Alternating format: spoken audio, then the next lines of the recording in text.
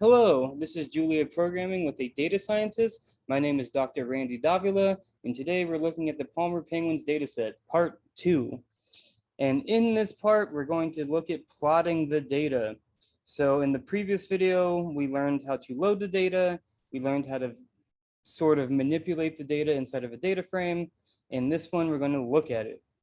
So for this video, you're going to need to import Plots.jl and be excited about scattering the data of these little guys up here. So let's get started. So first off, we need to import the Plots.jl package. So using plots. And then also I'm going to set my theme to be dark. So theme dark. Nope. Okay, so while that's running, in the description of this video, you will see options for themes. So this link will be provided, and you'll see that we have dark, Juno, lime, whatever you want to do, and you can scroll through and see all the different ways that we can visualize our data in that link. So don't just use dark, choose the one you want to use. And then also, if you like these videos, please give me a like down below. And if you'd like to stay tuned to what I'll be making, also give me a subscribe as well. Okay, so after importing plots or typing using plots and pressing Shift Enter in a Jupyter notebook, we have access to the scatter function. And we're going to want to scatter the data in our data frame, right? So if you were following the first video in this short series, I have a penguins data frame here, and we have a bunch of data to look at. And we have species of these little guys, we have islands they grew up on, we have measurements, and we want to scatter the data. We want to make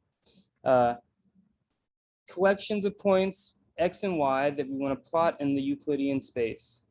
And that's what we're going to do. And the function we're going to use is the scatter function. Okay, so if we wanted to plot the bill length versus the bill depth, we can just pass in our X values as this column of our data frame and our Y values as this column of our data frame. In Python, this would look something like importing matplotlib and as PLT, the pyplot module, calling plt.scatter, and then throwing in X and Y. So let's see what happens when we do this.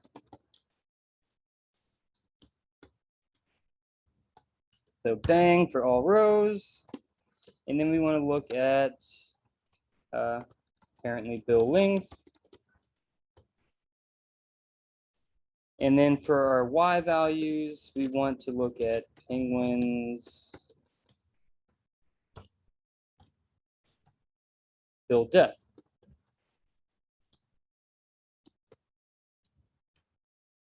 All right, press Shift Enter. In the first time you run any function from plots, it's going to take a few moments to load. In future versions of Julia, I imagine this would be changed, but for now, it takes a few seconds. Okay, so we see that we have a bunch of dots. Each dot or point in this plane is a pair. The first entry is a bill length measurement, and the second entry is a bill depth measurement. And our plot doesn't describe this very well at all.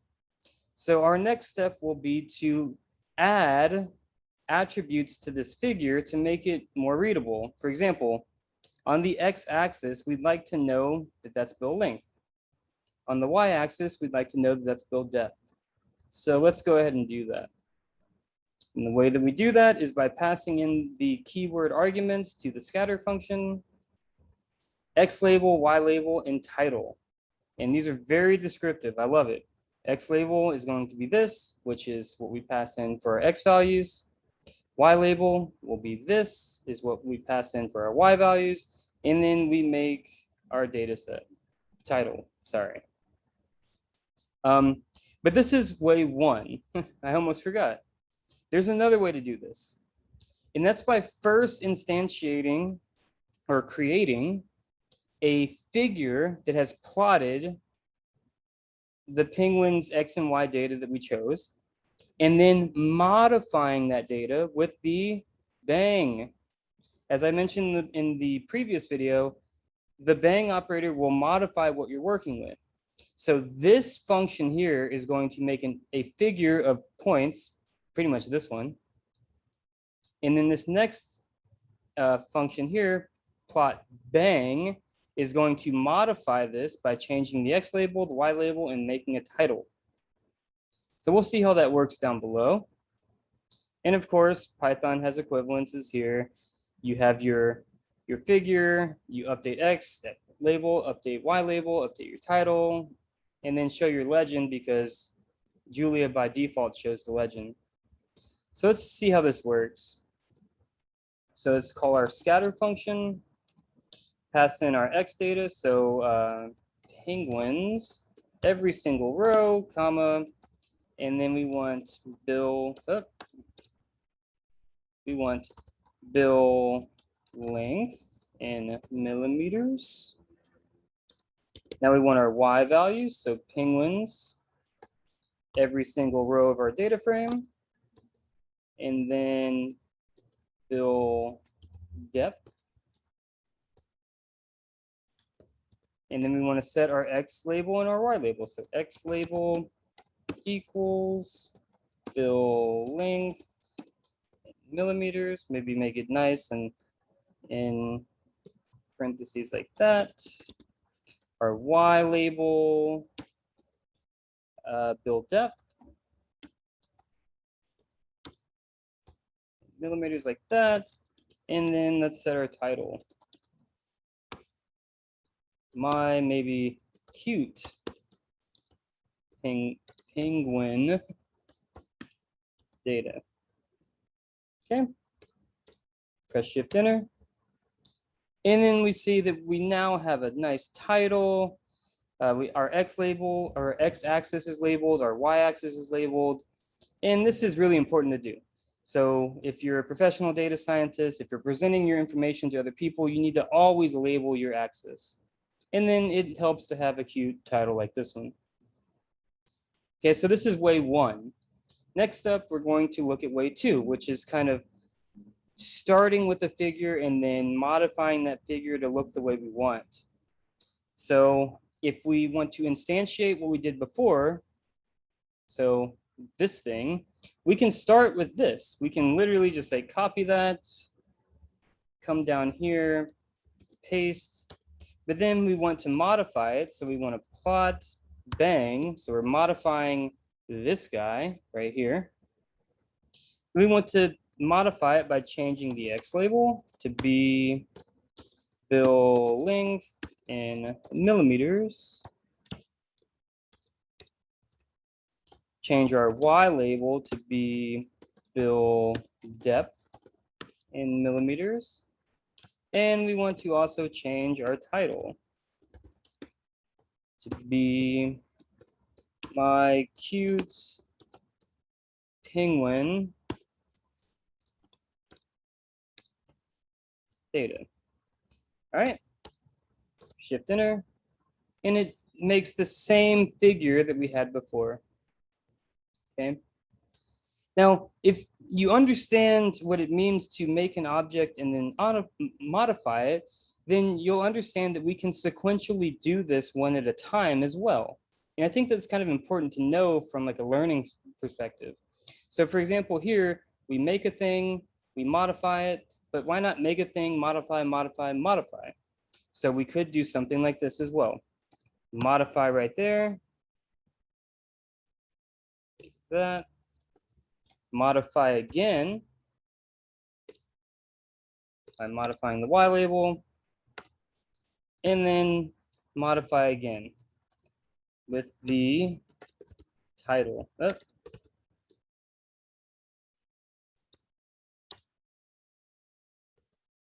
And we see that we get the same thing. So this is actually useful when you're slowly building up a really nice looking plot. You instantiate a figure. Oh.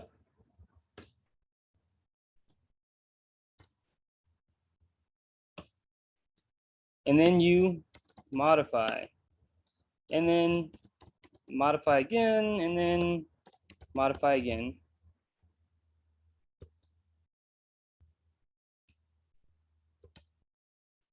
Same picture, right? And it doesn't matter the order you do this, as long as you, whenever you call scatter or plot with arguments, you give it two different things to look at, an X and a Y, modify with plot, modify with plot. You could even use scatter because scatter and plot are actually like the same thing. Same thing, right? The only differences between scatter and plot are that if you pass it things to look at, like here, these are keywords, these are actual arguments. If you pass plot this, you'll get a completely different picture. Like if I, let's just take a look at what it looks like. It's a mess because it tries to connect all of them. We would just do scatter,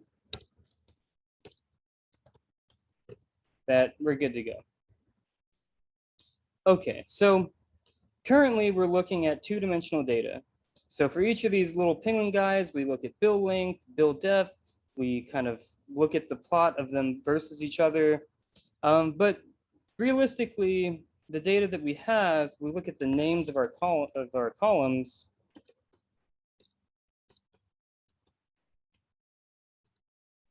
There's a bunch of different features that we can choose from, right? So in the following code cells, we're going to kind of explore exploiting those other features while remaining in two-dimensional space. We're going to view our data as X and Y, but then put other things on top so that we can kind of get a grasp of the other features. One way of doing that is by changing the marker size for each of the markers. So in this documentation here, you'll see what I've done. The marker size is now going to be an array, which is the same length as our other arrays, but now scaled down by 30. And you'll see why I do that in a second. And then here is the equivalent Python code for you Pythonistas out there that prefer Python over Julia. Okay, so build length versus build depth, set X label, Y label, title, and marker size. Okay, let's get going. So scatter, penguins, every single row, and build length in millimeters. So that's my X. Penguins, every single row, build depth in millimeters. Set my X label, build length, set my Y label, build depth, set my title. What do I have? My cute penguin data maybe. And then maybe I want to set my marker size. I'm going to set it equal to 10 at first. Oh, look at these big blobs. So everything is the same except for this, the marker size, right? And I can change this. I can make this like a 2. Now they're little itty bitty. But what if I wanted to somehow visualize another measurement of my data? For example, where is it? Maybe body mass. Okay, or flipper length. Let's use flipper length. So I'm just going to copy that, come down here. And instead of saying marker size equal to an integer, I'm going to pass it in something that is the same length as each of these. So let me get rid of that 30. Oh, a bunch of mess. That's why I have the divide by 30. The flipper length was too big to be represented correctly. So like if I do flipper length divided by 50, you see that. I could do body mass as well, like I wanted to originally. Or not moody mass, body mass. Oh, way too big. Maybe if I divide by 100. Still too big. Notice the difference between millimeters and grams. Maybe 1,000. Too big. 700. So we can see that some of these dots now, like this to me is bigger in the third dimension, which is body mass, than a lot of these others. It's kind of interesting to see. It's kind of interesting to see that this big round guy over here that's kind of bigger than the other dots is way to the right in terms of bill length. Interesting. Okay, so next up, we need to distinguish the species, at least. I can't tell what are the species. Let me look that up real fast by making a set out of my penguins dot species. Those are the species. Okay, we have 3 different species. I want to know where these species are in this data plot. So this is actually really easy to do using Julia. We need to make a group. So we're going to group each of these data points by the species that they fall in. And also, we're going to add transparency to each data point that's plotted because it's kind of visually appealing. We're going to add different marker shapes from this link here, which will be in the description below. See all these different marker shapes here. And we're also going to add different colors, magenta, coral, and aqua, that you can find in the description below from this link. Nice. Again, please like and subscribe. It takes me forever to get this documented correctly. So let's see what happens now. All right, so we want to scatter our data, bill length versus bill depth. So, oh, I might run out of battery. Let's hope not. So penguins, every single row, bill length. Penguins, every single row, bill depth. Actually, to save time, I'm going to copy all of this business right here.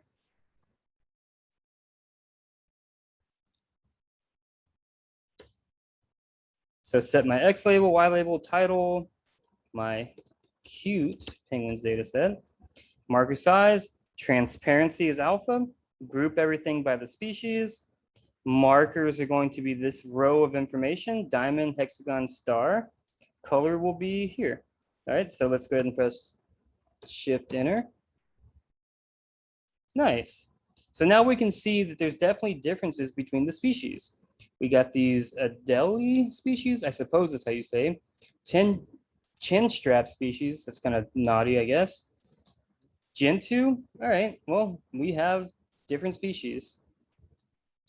Okay, so it's nice to be able to visualize these things, but there are other features that I'm curious about. And because of that, I'm going to write a function to make these plots for me. Remember, good programmers avoid repetition when possible. So I want to write a function that plots my data from a data frame according to given features. So function, custom plot. I'm going to pass it in data. Feature 1, feature 2. And I'm going to assume that these are strings. String name or column. String name or column. Okay. And what else do I need to do? Oh, I want to do some keyword arguments. So for the sake of my computer not dying, I'm going to copy that and paste. So these are the required things that we need to enter into our function. And then I'm going to put a semicolon. And then everything after that semicolon is going to be by default equal to these values.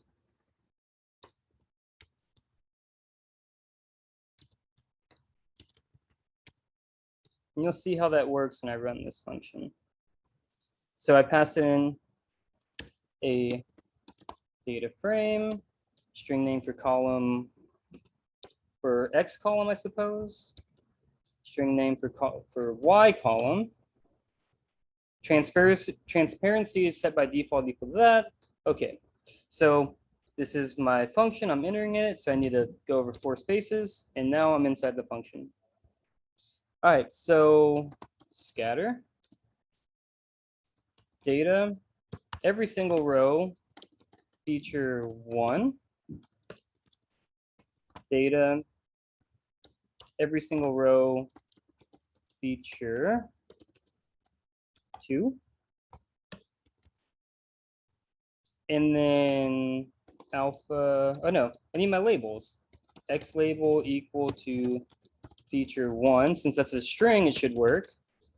Same thing for Y label.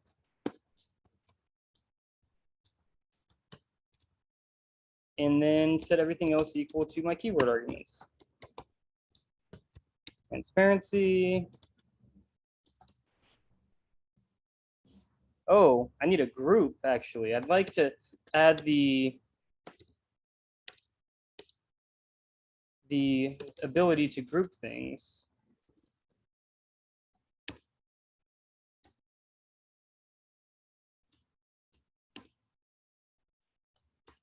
String name for group, or the labels in my data frame.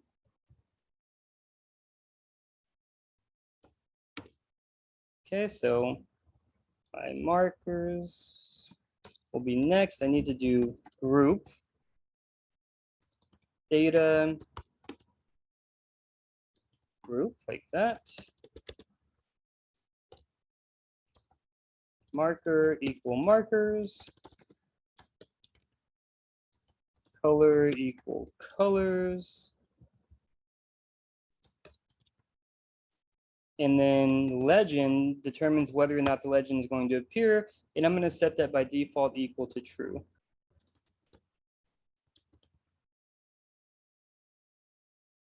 I think that works. So I'm going to end out my function. Oh no, where is that? That closes off that, comma, comma, comma, comma, comma, comma, comedian. Oh, my keyword arguments. So after group, there needs to be a colon, comma, comma, comma, done. Okay, so now that we have a custom plotting function, let's use it. So what are the names? I need those. So, okay. So I want to do bill length versus, okay, so custom plot. Now, the first argument that I throw in is a data frame. So let's throw in penguins. Penguins.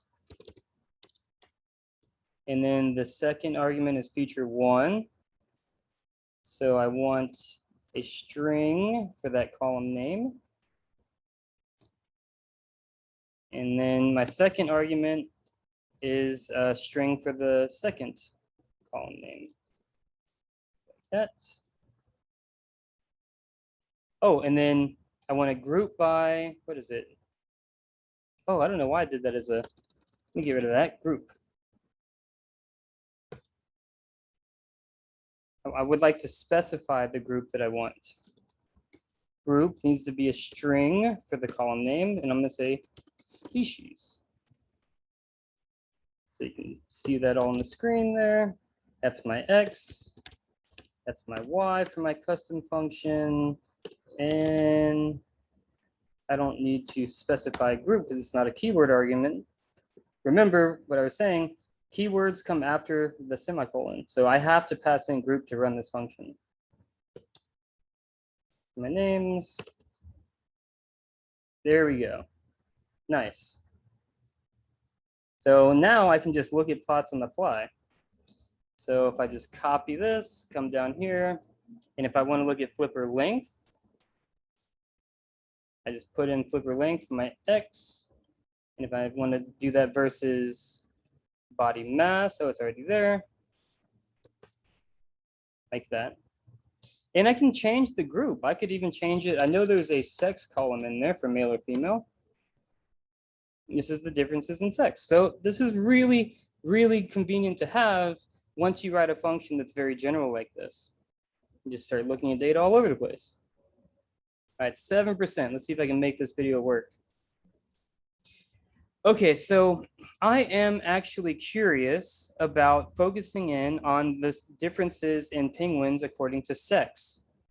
So I want to focus in on a specific sex of species, or a specific sex of a specific, no, not specific sex. I want to focus in on the sexes of a specific species.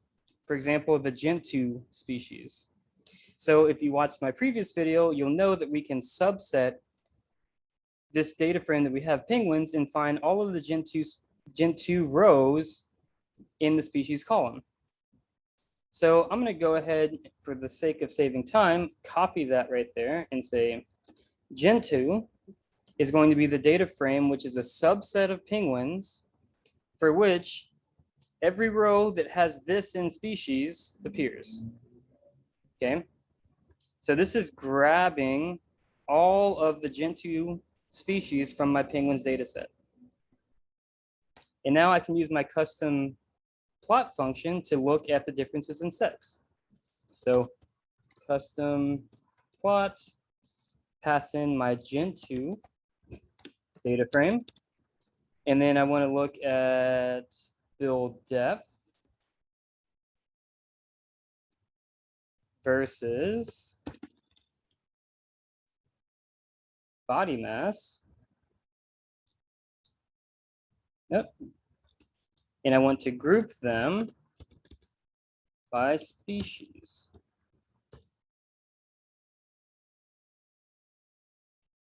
Oh, not species. I want to group them by sex. What am I doing? Yeah, look at that. It seems that there's definitely some way to separate this data. So from a machine learning point of view, if I'm looking for data that I want to separate on, because that's what we do as machine learning people, this seems very separable. I could definitely separate this with some confidence by a line. Okay, do I have time? I might, so I'm rushing it now. Part 2, multiple scatter plots. So sometimes instead of plotting one figure at a time, we'd like to be able to look at many different scatter plots at the same time, or a grid of scatter plots at the same time. And the general syntax for this is by defining a layout using the @layout macro, which you have installed when you typed using plots earlier. And the shape of this array will determine, oh, that's a typo. I have 2 by 2 here. I need a 4th plot. P4 equals to some plot. And I need to pass in a P4 here. So you use the @layout macro, you build up your plots sequentially, and then you throw them into the plot function with your given layout, and you'll see a grid of figures appear. Oh, so this is going to be difficult to do in my time. So first off, I'm just going to copy this, set it there, paste. That's my layout. It's a 2 by 2 grid. And next, I'm going to assign P1 to be a plot of this stuff. So because I have a nice custom function, custom plot, penguins. I'm going to do this as quickly as possible. So this is my X. This is my Y.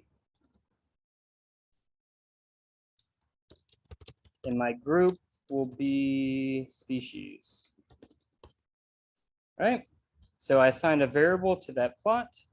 Recall in Julia that functions return the last line in their definition. So this is the last line in the definition. So this function custom plot returns this figure made by that scatter code there. Okay, so that should be the scatter plot of penguins according to this information. Now I need to make another variable, call it P2. Bill depth versus bill length in this case.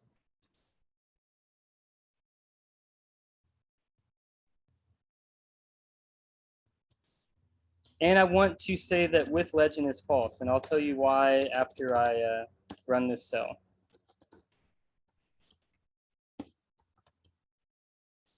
Okay, and the rest of them will have false legends as well. So I'm gonna copy that, paste, P3. Now I want body mass.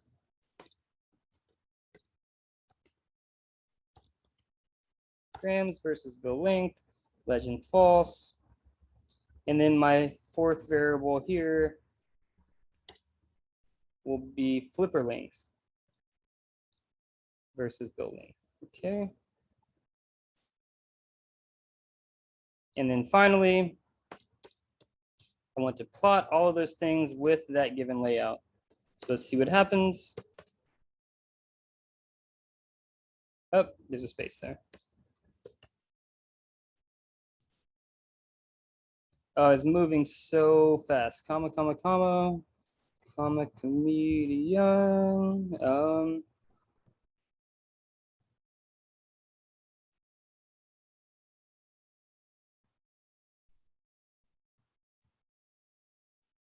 Where am I missing a comma? Or parentheses?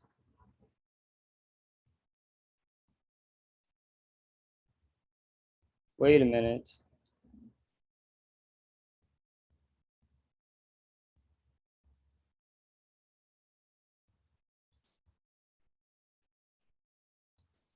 Well, let's debug real fast while my computer dies. That works. Okay. So that one's good to go. Let's check this one.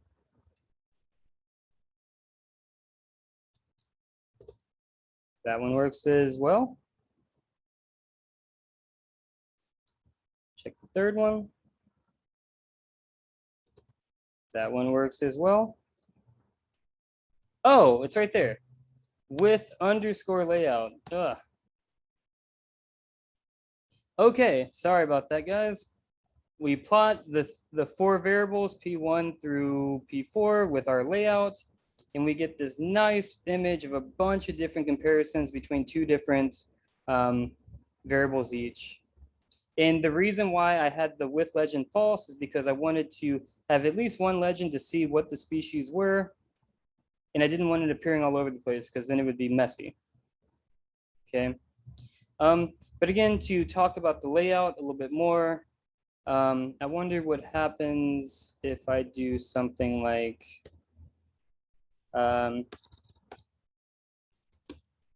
CD. It still works. Okay. Okay. Well, thank you for watching this video. I'm sorry I was rushing at the end. My computer is about dead, so I will see you next time. And in the next video, I will be using actual machine learning on this data set. So I'm excited to continue this. Thank you for watching. If you've enjoyed, please like and or subscribe below. Thank you.